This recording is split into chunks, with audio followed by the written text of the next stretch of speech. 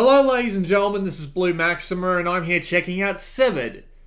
Severed is the latest hit from the creators of Guacamelee and Tales from Space Mutant Blobs Attack, or something like that. I don't remember exactly how that's said. So, this is their latest effort, and they usually have interesting games put together with some of the most gorgeous visuals that you'll ever see, and Severed is no exception. Just look at this title screen.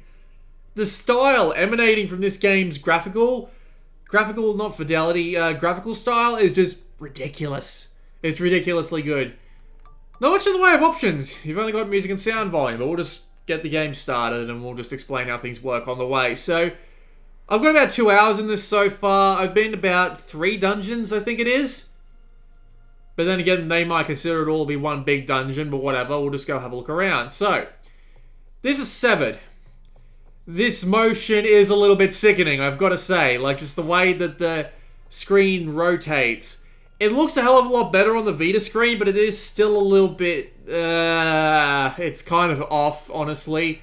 Especially when you move forward to a new thing and it just fades in and fades out. It's just a little strange. I think people who get motion sickness through video games might suffer a lot playing this game, so you might want to be careful. So the game plays like a grid-based dungeon crawler of sorts. You've got basically what are single locations that you can walk onto, and you can look around to the left and right to see your surroundings. I've recently just beaten the big boss, and I did remember to actually record that, so I will put that in at the end of the video, but it does have some story spoilers. Basically, the idea is that I'm just keeping my eyes open, because apparently there's like a ton of fucking secrets and shit they hid, but I have no idea how to find them.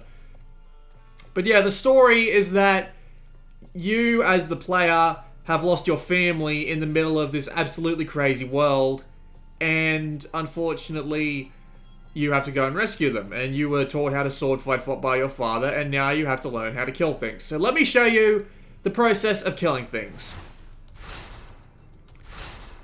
This is a typical fight. You'll be faced with one or more monsters of multiple kinds, and the idea is you have to use your finger basically as your sword on the touchscreen in order to successfully take out all the opponents. All the opponents have their own tells, attacks, and as you can see down the bottom there, they have a sort of counter telling you when they're about to attack. So you can very quickly look at them if you need to, and figure out who needs to die immediately and who needs to just who needs to die immediately, basically. So the idea is, your attacks are in the form of slashes, and your slashes can be both long and short, depending on how long you hold your finger on the screen, because this is entirely touch-driven, as you can see. So, well, you can't really see my finger going up and down the screen, but I'm sure you get the idea. There's no button combination that could do that. I'm currently using the face buttons as my navigation, because I'm left-handed, so the default movements are bound to either whatever analog stick you feel are actually the right analog stick doesn't work for some reason, but the left analog stick, the D-pad, and the face buttons are your movement keys in this game. The shoulder buttons don't do anything. I imagine those might come into play later, but considering I've played 2 hours and this is a first impression series, well, I'm just gonna do what I know. Anyway, we're gonna enter the second main area of the game, which is a mountain ghost town, and I can try and show you around some of the dungeons and how they work. But if you've ever played any sort of dungeon crawling game before, just imagine that really simplified. I'm pretty sure you'll get the idea before I can explain it. But yeah, as you can see, we're just looking around, and some of these items in the background can be interacted with sometimes, but most of them can't, so it's kind of annoying trying to figure out what's interactable with. You can interact with these jars, though, and if you hit them, you'll get resources. But there are some jars that will hurt you. See that jar with cracks on it?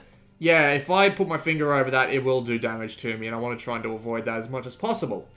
There are also these things on the wall, which will give you secret areas to go into, except they're not really secrets. This game's got a lot of secrets that it doesn't really like to tell you about. There are a couple of secrets that are hidden, but you get like a book to help you find out what they are. But yeah, it's a little strange. So, this is actually a new enemy, so I'm going to be learning along with you guys. But anyway. So here's the drill. So I've already explained how attacking works in this game. but there is also parrying. The idea of parrying is that enemies are going to attack anyone in multiple directions, and you have to actively try to go against them in order to block their attack. If you don't attack, obviously you lose a bunch of your life. It's that simple, really. They can also block your attacks, and the higher amount of chain hits you can get without either being blocked or missing will increase the amount of... Oh, God. Will increase the amount of, what's the word I'm looking for? Will increase the amount of focus you get. Focus is very important because it lets you sever the enemy's body parts.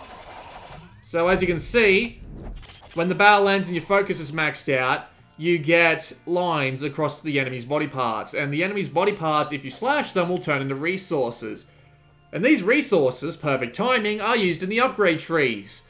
So this is the upgrade tree. There's really not that much to explain about it. All of these different abilities will give you different bonuses. So I can give myself 5% chance for a critical hit, convert my attack damage for extra health, bonus damage while at full focus, more health, more sever time. That's actually pretty useful. I'll get that.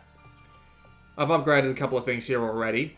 You can also get giblets off the ground, which will let you transmute them into other parts. So I can transmute these into any other resource that I feel like.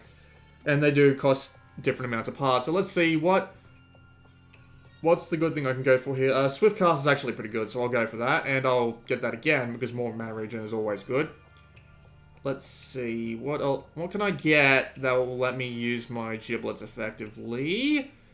Okay, we'll get as many of these as we can. So yeah, as you can see, the interface is very easy to use. You can just sit back, relax, there's not much to worry about. But yes, so you do have a upgrade ability for your spell as well. So I'll show off my spell in the next fight I get into, which, trust me, won't be very far away knowing this game. They really do like throwing the fights at you, but the thing is, I haven't felt remotely in trouble in any of these games, in any of this game's fights, just because of the way the game works. I've been playing a lot of Dark Souls 3 lately, and it reminds me kind of that, in a sense. Just because, I know people compare everything to Dark Souls 3 a lot, but it uses a very common mechanic in the form of, what the bloody hell is all this?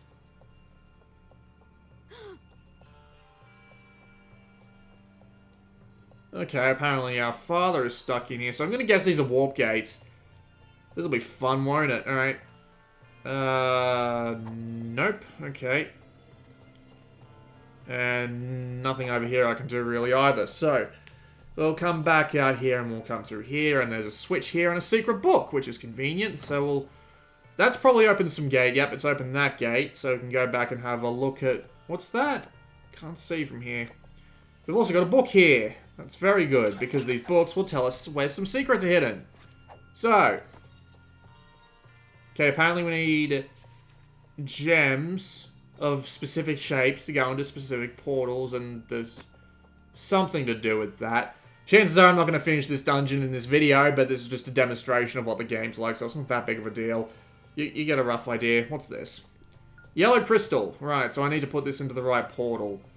You need to put it into this one. Yes. Kind of an obvious puzzle if you ask me, but oh well. Here we go. We're in the worm tunnels now, apparently. This is a very big, ugly, mean thing. I will try to find what to do. When I get to a fight, I'll explain what I mean when I say I don't feel remotely threatened in the slightest.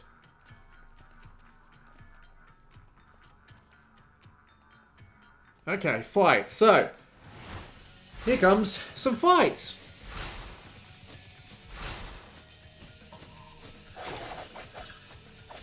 So there's a reason why I don't really feel that threatened by the existence of most of these enemies, because the idea with this game is that you're meant to you're meant to learn the enemies' patterns, basically. You're meant to learn what they do. The problem with that is that the enemies are very easy to predict. Because the enemies will always have the same attack patterns, more or less. It'll just come from, like, a different direction sometimes, possibly. So it's kind of a little disappointing, honestly, how easy some of these enemies can be to fight, because they're just entirely predictable. They don't do anything out of the ordinary. Once you've seen, like, more than one attack from any one of these enemies, you can basically just determine when they're about to do it pretty much every time. It's kind of strange, because even when you're fighting, like, 3 or 4 enemies at once, it's just, like, they don't end up being dangerous at all. Except I just ended up getting hit, because these guys are constantly on the attack, because of course they are, right?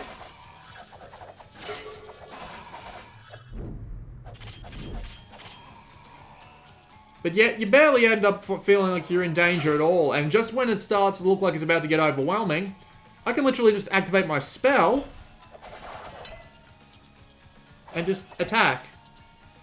And the idea is you end up learning all the individual enemy patterns so well that you end up falling into a routine, because you always want to max out your focus, because it gives you the most opportunities to get parts for upgrades. Because as you can see there, I've now unlocked a new upgrade in the form of more attack damage, which I will definitely take. And here we can heal up, because there's a bloody pair in the middle of this room. And apparently I've gone into a giant worm, and it doesn't like the fact that I'm in here, and now I need to find the thing that's hurting me before I die. Yep, there we go. So you end up learning all the enemies' patterns really quickly. I can see the cracks on that jar. You've tried to fool me once before, game. I'm not falling for it again. Ooh, another new enemy. Awesome.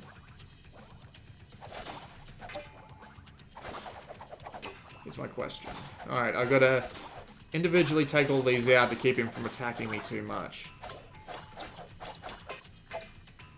Right. Makes sense.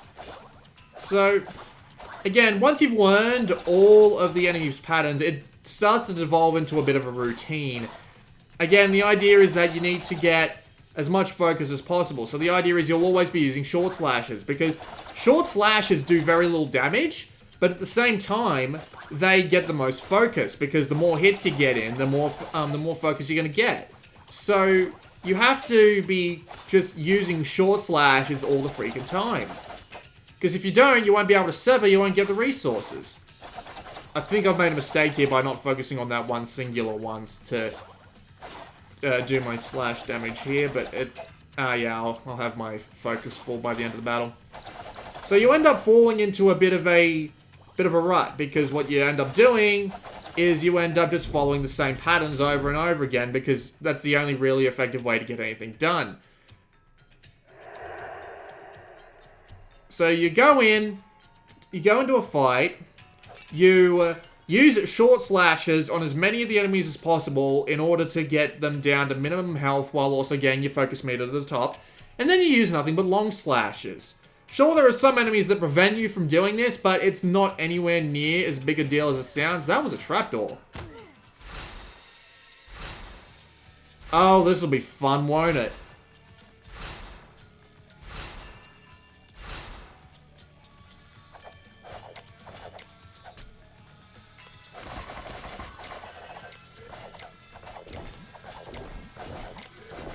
You really do end up just falling into a bit of a pattern. It's just a little bit disappointing, honestly. Because it's just go in, use short slashes, get your focus meter to maximum, then, if you'll excuse me for a moment, that's my goddamn door. That wasn't actually my door. My neighbor decided to do some hammering on something. I wasn't even paying attention to what it was, honestly. But yeah, as I was saying, you really do just end up falling into a bit of a rut, because all you can really do, if you actually want the upgrade ingredients, is to be constantly using short slashes and then long slashes. There's no reason to deviate or variate from this sort of plan, because it's like, you've got no reason to. It's just, you're constantly, if you want the absolute best performance, you have to be constantly working. You have to be constantly using long and then short slashes. If you had to, like, swap between the different kinds of slashes in order to actually, like, get shit done, then that would be interesting. I'd like that quite a bit, but just at the moment, it just doesn't seem like that's going to be the case. And I mean, I've been playing for 2 hours, and this has been the way it's been going all this time. So it's like, I mean, I can't see much different going on at this point. This is actually a pretty interesting fight, because if you're not paying close attention, you will get overwhelmed. But then again, I'm not really in any real danger as long as I pay attention, right? So it is surprisingly easy, actually, because the way the touch controls work is that they are relatively precise. Like, I'll give them that. They've made a really precise set, and it barely feels like it's your fault that you've missed. Or should I say the game's fault that you missed. It's okay most of the time, but there are some enemies that require you to be overly precise, I believe, and it's a little bit hard to deal with them. Bloody hell. Okay, apparently you can't slash at these guys from the top. You have to rely on attacking their eyes from the side. It's still a pretty fun combat system, though, even if it does get a bit repetitive after a while. They keep introducing new enemies and variants on old ones, so they do end up doing at least somewhat interesting combat styles, and all the enemies are different, and having to keep an eye on all of them and make sure you don't leave any one of them unattended for too long is like... It reminds me of, the circus performer, or whatever you want to call them, spinning a ton of plates on a ton of sticks and trying to keep them all balanced.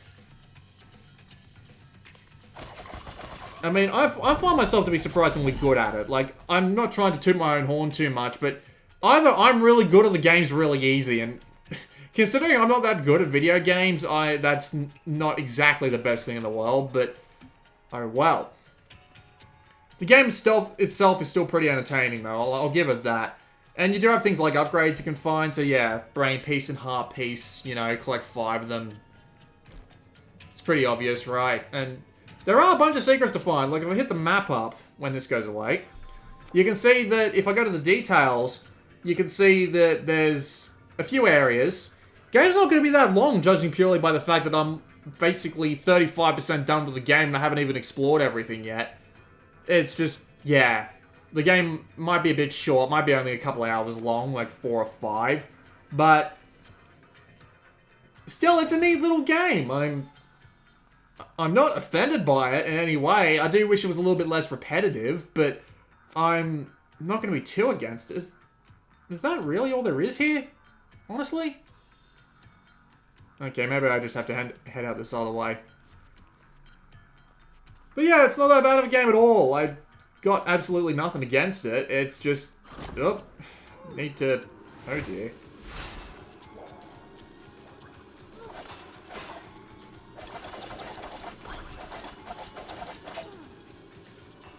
I think I'm not going to have to give up on the idea of getting this guy's resources, because I'm going to die if I stick around in here too long.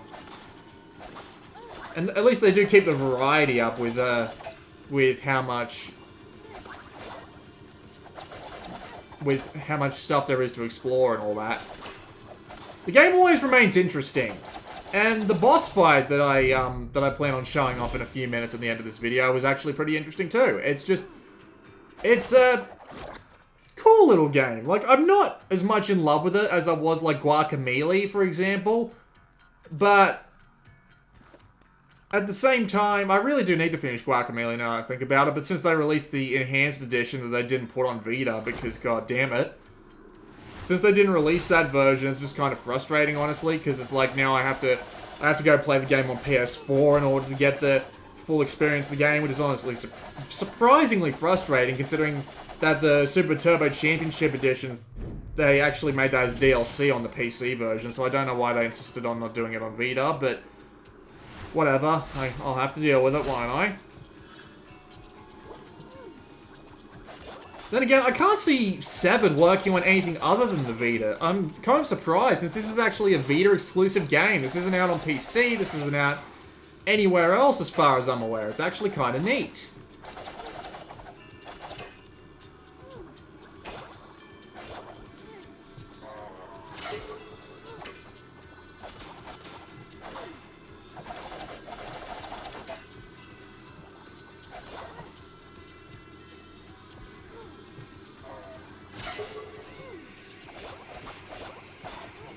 So yeah, I do like Guacamelee, and considering that it's actually going to be relatively cheap, we're talking like, it's going to be either $10 or $15, one way or another, and there's going to be a 10% PlayStation Plus discount, which honestly isn't that much, but whatever, we'll deal, right?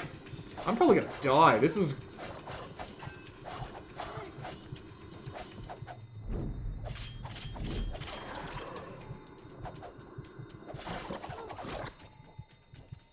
I'm okay.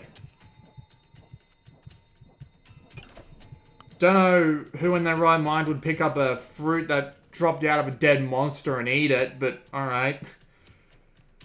Yeah, 7 isn't that bad. I mean, it's not that long and it can get kind of repetitive, but I mean, if you picked it up and played it in short bursts, like, say, 10 to 20 minutes at a time, you'd probably get some good mileage out of this. And while the game is a bit simple and lightweight in terms of its mechanics, at the same time, it's got good controls and it's designed to work pretty damn well around the idea of the touchscreen controls. So I'm not gonna rail too hard against it for being simple. I'm gonna guess this is what it was actually attempting. Okay, you and me, buddy. Come on, come on.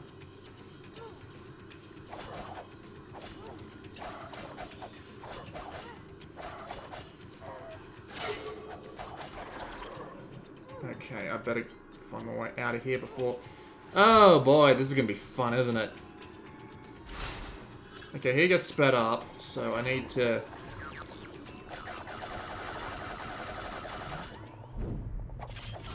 grab the eye.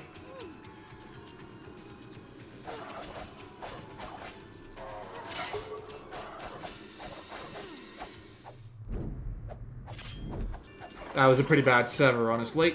There we go. And we're back out here, and the key can be used up front. And there's a pair in this room, thank God. What can I upgrade? 10% bonus damage to long slashes. I do have a lot to transmute, though, so... You know, I think I'll end the video off here, because it's like 23 minutes, and I'm still going to put the boss footage on the end, so this is going to be a relatively long video, but... 7 is pretty good. Like... There are a fair few problems with it, but the gameplay itself is perfectly fine for the most part, and this art style is gorgeous, and some of the cutscenes they have are even more gorgeous, and if you're willing to have story spoilers, you can stick around after this video and watch the boss footage that I'm going to put in, but, yeah. 7 is pretty good. It's not amazing, it's not bad, it's pretty good, and while it's not exactly an outright recommend, but I mean, if you like the look of this video, you might as well pick it up. Just don't play it in too long bursts, otherwise you might start to get a bit bored of it. This has been Blue Maxima. Boss footage is up next. I'll see you all next time.